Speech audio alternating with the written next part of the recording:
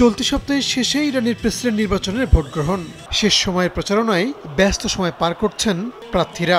বিশ্ববিদ্যালয়, কলেজ, বাণিজ্যিক কেন্দ্র সহ বিভিন্ন জায়গায় গণসংযোগ চালাচ্ছেন তারা। পাশাপাশি বিভিন্ন সমাবেশে যোগ দিয়ে নানা প্রতিশ্রুতি দিচ্ছেন।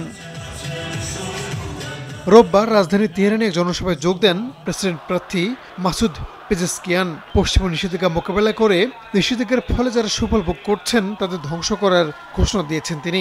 একই সঙ্গে অর্থনৈতিক সংকট মোকাবেলায় দলমত নির্বিশেষে সবাইকে নিয়ে কাজ করার অঙ্গীকার করেন পেজেশকিয়ান।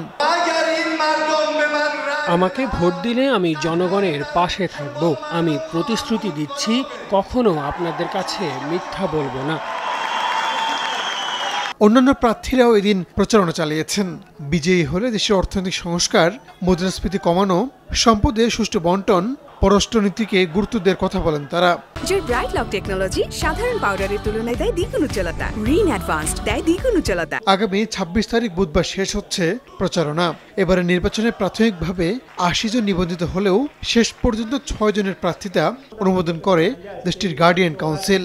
বিভিন্ন জরিপে এগিয়ে রয়েছেন মোহাম্মদ বাঘের কালিবাফ, মাসুদ পেজেশকিয়ান ও সায়েদ জলিলি। গেল মে মাসে দেশটির প্রেসিডেন্ট ইব্রাহিম রাইসি হেলিকপ্টার দুর্ঘটনায় মারা যাওয়ায় নির্ধারিত সময়ের 1 বছর আগেই নির্বাচন অনুষ্ঠিত হচ্ছে ইরানে। রাহনুল রানা, সময় সংবাদ।